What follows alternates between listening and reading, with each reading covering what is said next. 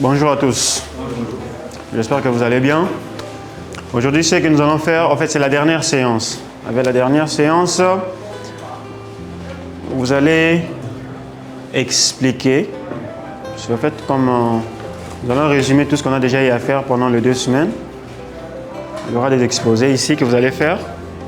On avait réparti le groupe, on avait réparti l'équipe en 4 groupes. Alors, ce que vous allez faire, c'est exposer un peu ce que vous avez eu à faire.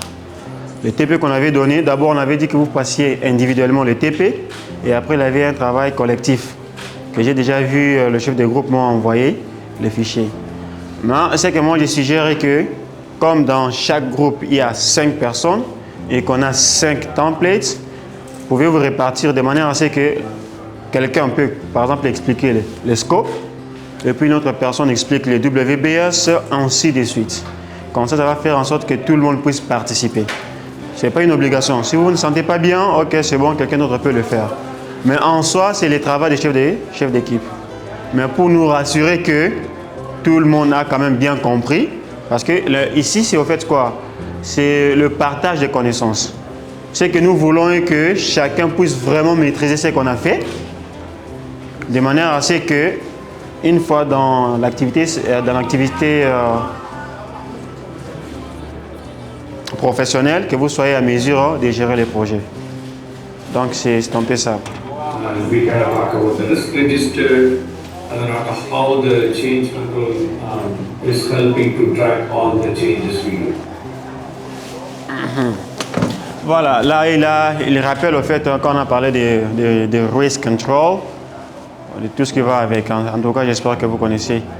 Mais il y a une question. J'aimerais que quelqu'un puisse expliquer un peu la différence entre le WBS et le Work Package. Si c'est clair. La différence, Work Package et le WBS.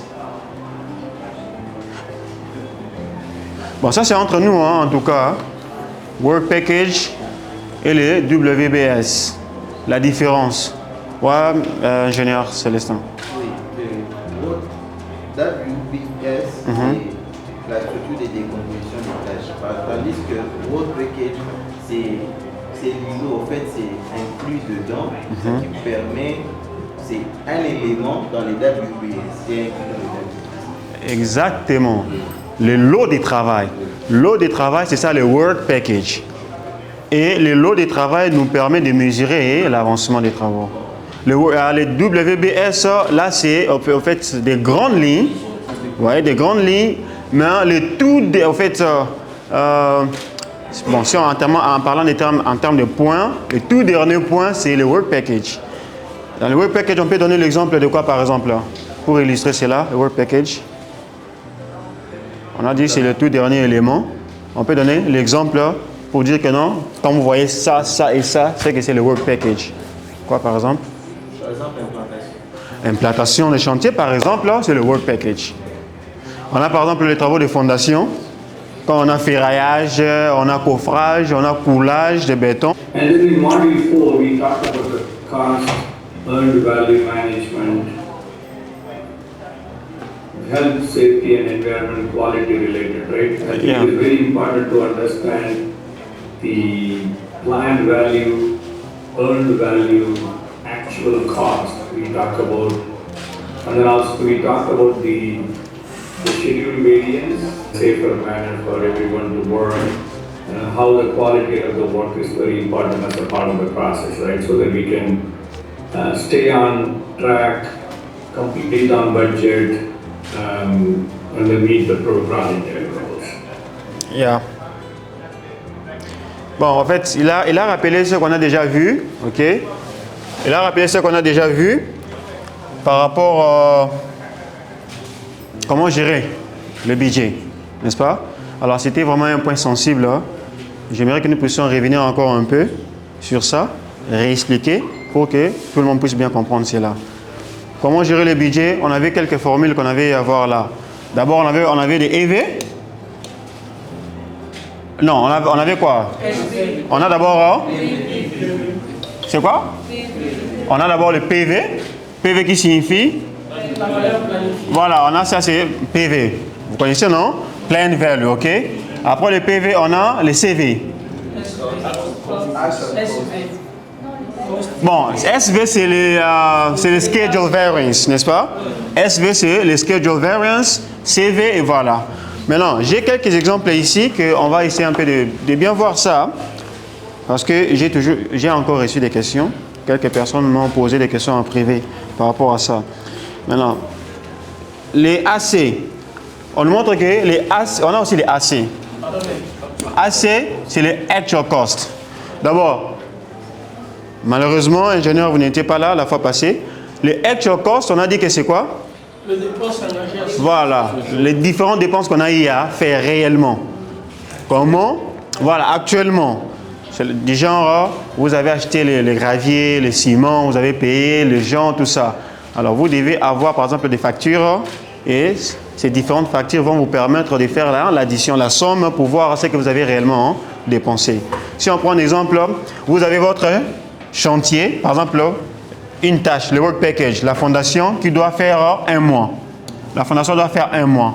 Et pour la fondation, vous avez prévu, par exemple, 10 000 $. Voilà, 10 000 $. Et vous voulez maintenant vérifier, vous êtes par exemple à la 2e semaine, vous avez commencé les travaux, vous êtes à la 2e semaine. À la 2e semaine, c'est pratiquement la moitié, n'est-ce pas? Pratiquement la moitié. Alors, vous vous rendez compte que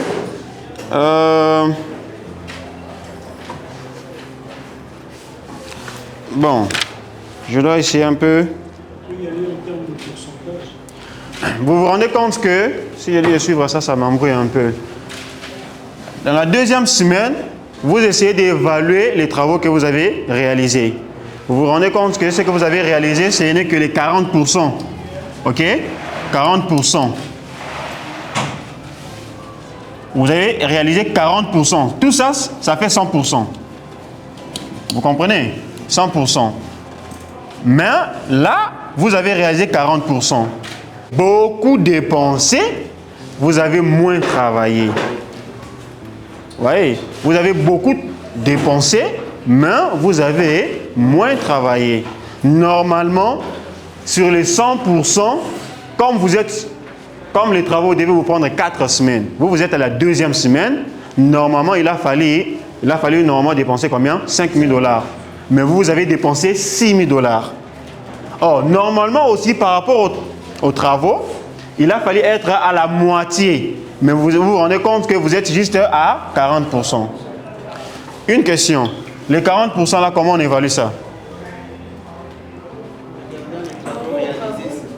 Exactement. En regardant les travaux, réalisez, par exemple, vous avez un mur de 10 mètres. Si vous avez juste fait 4 mètres, c'est que vous êtes là. C'est 40%. Si vous avez fait 5 mètres, c'est 50%. Ainsi de suite. Donc là, c'était un rappel par rapport à ce point. C'était très important. Et là, on rentre chez le prof. On est où? On est où? On est ici. On est ici. Et non, pas là. Voilà. OK, Peach, you got the floor. All right. Inform someone about the progress or status of the. So that is the way the RACI, the matrices and framework work. Yeah. And then we talked about, we have also done some of the homework. So like we talked about the scope statement in the first module. So who can explain me what are the information you capture in the scope statement? Il veut savoir quelles sont les informations qu'on trouve dans les scope statements. Dans les scope statements. Vous vous rappelez des scope statements, n'est-ce pas? Quelles sont les informations qu'on trouve dans les scope statements? Ingénieur Henri. Yeah. No, speak in English as you can speak. And speak aloud, okay? Yeah. So in scope, Please, can you come here so they can be close to the computer?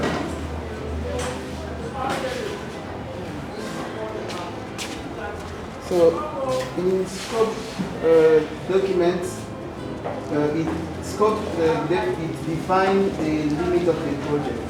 every work that we can do and what we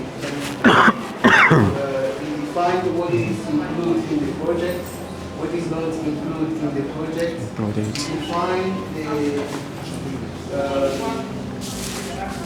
Define how we can bring resources to the site to this. And it define also constraints that we can in the project. Those are elements that we can find in this scope. Yeah, very good. The scope statement will show the unit of the work needs to be completed, what product, and what is the title, and then what is included, what is excluded. Responsable, mais c'est lui qui doit assumer cette tâche-là. C'est clair, non? Hein, Jacques? Oui, c'est clair. Ok, c'est ça. Yeah, page 3 can continue. They explain that. Okay. Okay, good. So again, like quickly recap, the communication plan will have what we are going to communicate, right? That's number one. Whom we are going to communicate, how we are going to communicate, at what frequency, and then what format, right? It is a meeting, or status report, or it is the one-on-one conversation, or it is a town hall, and things like that. And then how frequently we are going to do it, on a daily basis, monthly basis, weekly basis, right? So, and then racing model also we talked about, that is going to help who does what and when, and then what is the responsibility, so that we can kind of wrap it up. So final key takeaway from this workshop in the last 5 modules, 6 weeks we talk about.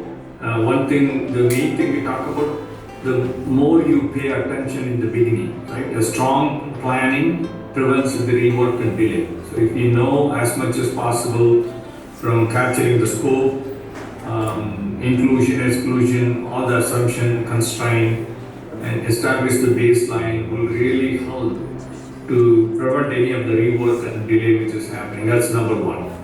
Number two, we need to integrate all the tools which drives the project success, like MS Project as an example, or the formula which we talked about, the earned value method. That is also very important to kind of include that, right?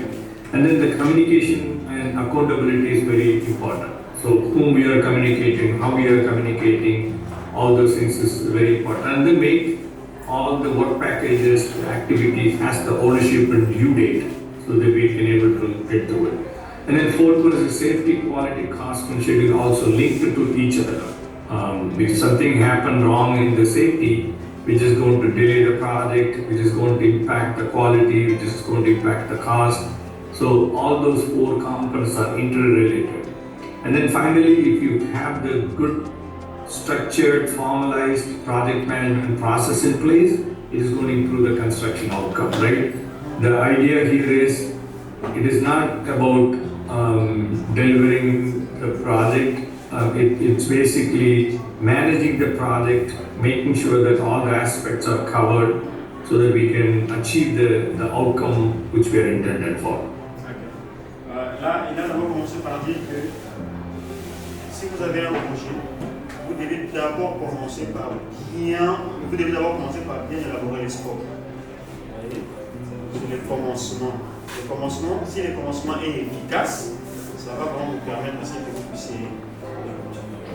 Il faut vraiment bien faire le scope, et puis le DPS, il faut aussi bien le faire. Rappelez-vous.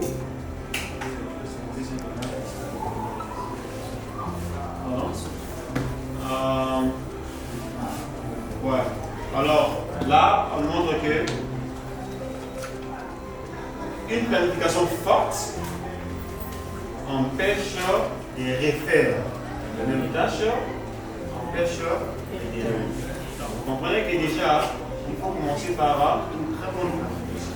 Vous devez vraiment bien planifier ce projet. Il faut bien planifier. Et après, on a, voilà, vous devez intégrer les outils de gestion des projets. Il a parlé de MS Project. Vous voyez? Dans le MS Project, c'est un outil vraiment efficace pour gérer le projet. Donc, essayez un peu d'installer MS Project et faites un peu de recherche sur comment utiliser MS Project. Vous allez voir que certaines notions ici seront encore très claires avec le MS Project. Il faut vraiment le faire. puis, voilà, ça amène au succès du projet. On a aussi la communication et la responsabilité. La responsabilité ici qu'on parle, c'est le fait de donner des tâches aux gens. Savoir planifier ça et savoir communiquer. C'est vraiment critique. Après, on a parlé de l'aspect HSC. La sécurité, la qualité, tout ça. Alors, comme je vous avais dit, HSC est tellement vaste. C'est vraiment vaste. Donc, pour avoir des intuitions, tout ça, il faudrait vraiment avoir la notion par rapport à HSC là. Après, on a structured. PM improves construction outcome. Donc, une planification, en fait, une gestion bien planifiée améliore le rendu et la construction. Il y a une question? 5 modules, we covered a lot of things, right? Yes. So we just done with all that. So I'm just asking anything they wanted to clarify in the homework which they did or the classwork they did. Any questions, comments, or any of the topics we covered? Ok. Je voulais savoir si vous avez des questions par rapport à tout ce qu'on a vu. C'est ça qui m'a dit. Si vous avez des questions par rapport à ça. Any questions? S'il n'y a pas de questions, c'est que vous avez vraiment bien compris là. Alors moi j'ai des questions. Ah, yeah, ok. Moi, c'est une petite question. Je veux savoir en termes de schedule, qu'est-ce qu'il y a au-dessus du manager? Parce que son pouvoir doit être quelque part limité. Qu'est-ce qu'il y a au-dessus de? Quelles sont les parties prenantes qui sont au-dessus du manager? Ils peuvent peut-être même répliquer sa décision au cas où il n'est pas bon. Et comment lui, il doit le manager, tu vois. Avant, tu peux bien gérer tout ça bien, tout ce qui est sous tes cahiers de charges. Mais non, si tu ne gères pas bien ceux qui sont au-dessus de toi, tu risques même de remettre en question ta décision. Mais là, c'est l'état d'esprit, pas forcément l'état d'esprit à avoir avec ces questions. D'abord là, il faut d'abord identifier les parties prenantes, n'est-ce pas? Vous avez besoin de savoir qui sont au-dessus des managers. Ils sont au-dessus des managers et qu'est-ce que le manager doit, c'est quoi l'état d'esprit que le manager doit avoir face à ces personnes. Bon, je lui pose quand même la question. Hein. Ok, Pitch. So, yes, somebody wants to know who is like the chief of the manager, the product manager, and what is the state of mind that a product manager has to do in front of the stakeholder, for example. Like, I am the product manager. Who is my chief? And how do I have to behave myself towards my chief? So this is the question. Yeah, so that is based on the product organization structure, right? When you define the Il y a des séries de mesures qui prévoient, en cas de guerre, catastrophe naturelle, ça peut être des tornades comme aux États-Unis, chez nous on a des inondations avec la pluie.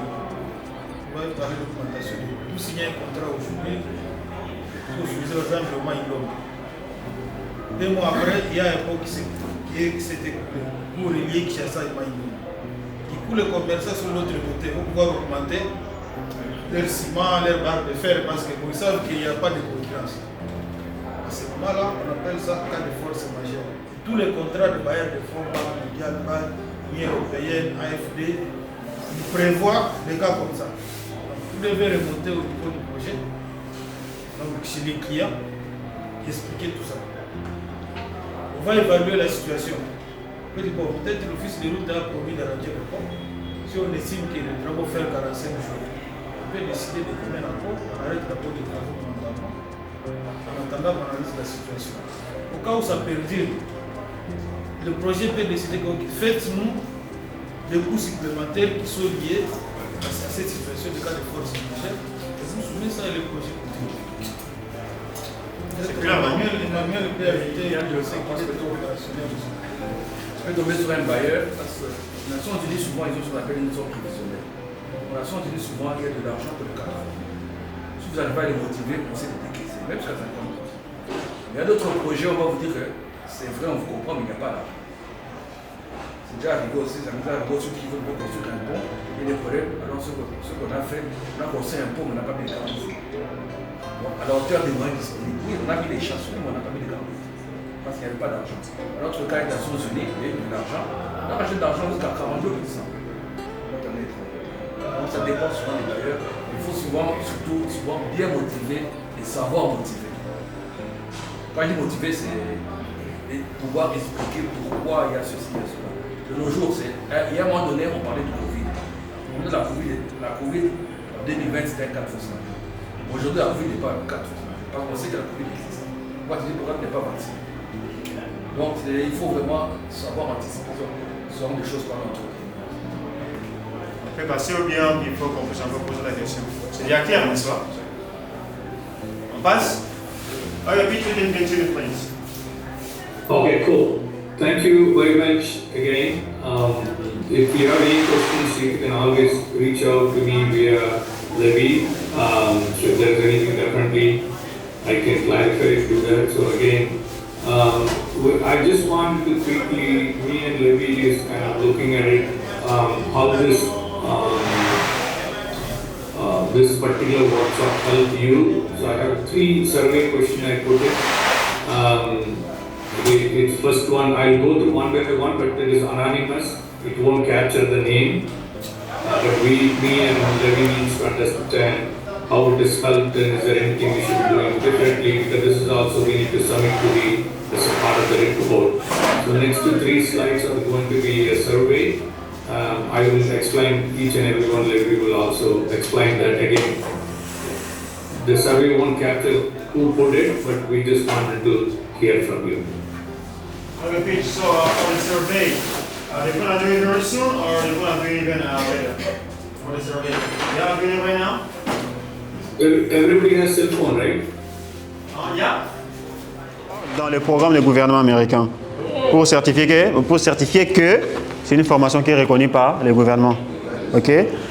Ils nous ont dit de ne pas mettre les drapeaux, mais vous voyez, il y a IREX qui est là et il y a le Mandela Washington qui est là. Ce sont les 2 programmes-là qui nous ont permis de faire cet atelier. C'est un peu ça.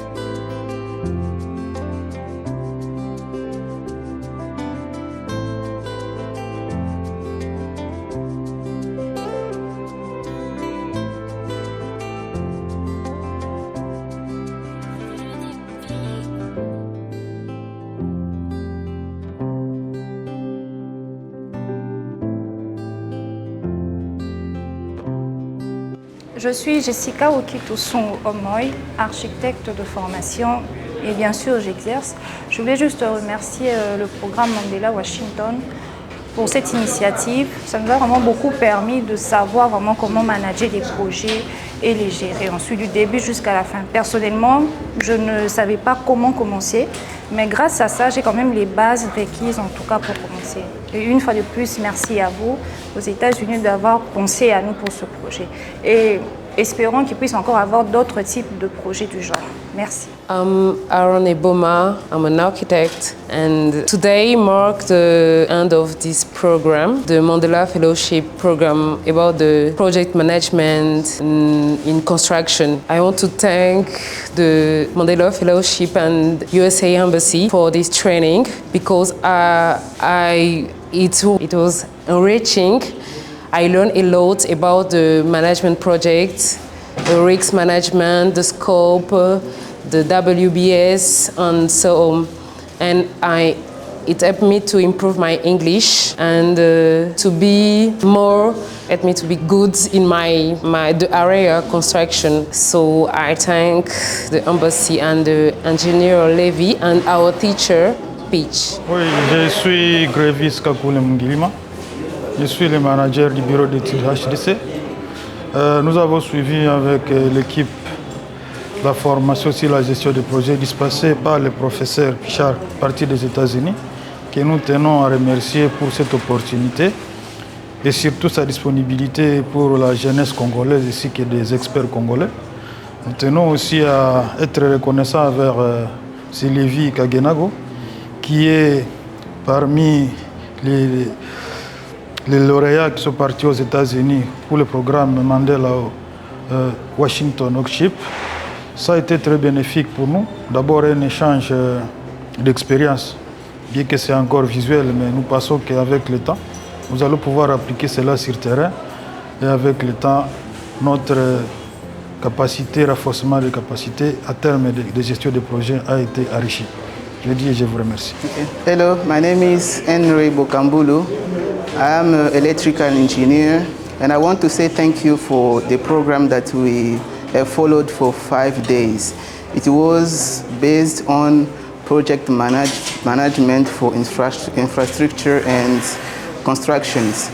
So in this program we have learned a lot about project management, how to define the limit of the project, how to divide a project into manageable tasks, how to handle risk in the project, how to calculate if you are on budget or beyond the budget, or if you are still on the time, how to track the task, and it was very, very helpful. We want to thank IREX and Mandela Fellowship Washington and US Embassy. Those are people who was responsible for this program.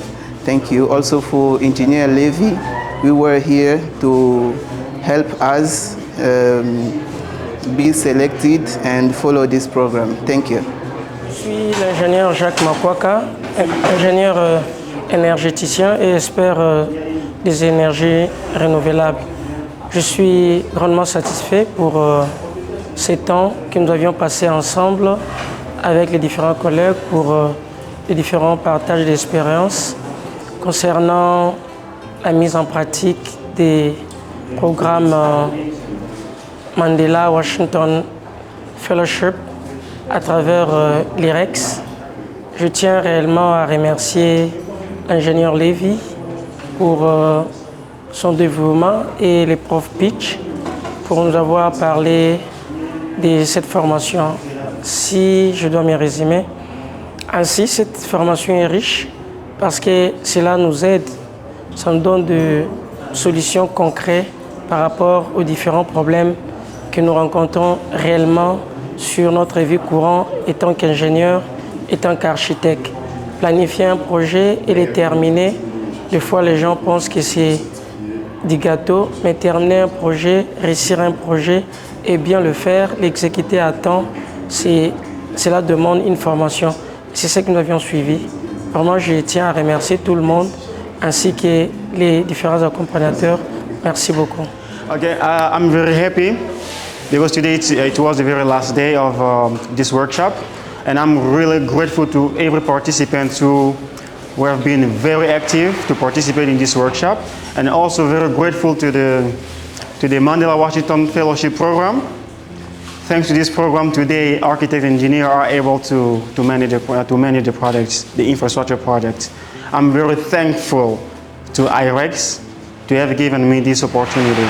And many people wanted to participate in this program, but as the number was limited to 20 people, we couldn't add other people. And they asked if we can continue with this initiative so that they can participate in this program too. So that's why we are asking if maybe next time we're going to have the opportunity to train other people, because this is a very wonderful place, very wonderful initiative that engineers and architects are learning, they are building the skills. So this is what I have to say. I have to thank everybody, every participant. I have to thank the professor, Pitch, for his dedicated lessons, and also to thank the U.S. Department of State for this program. Thank you very much. Thank you.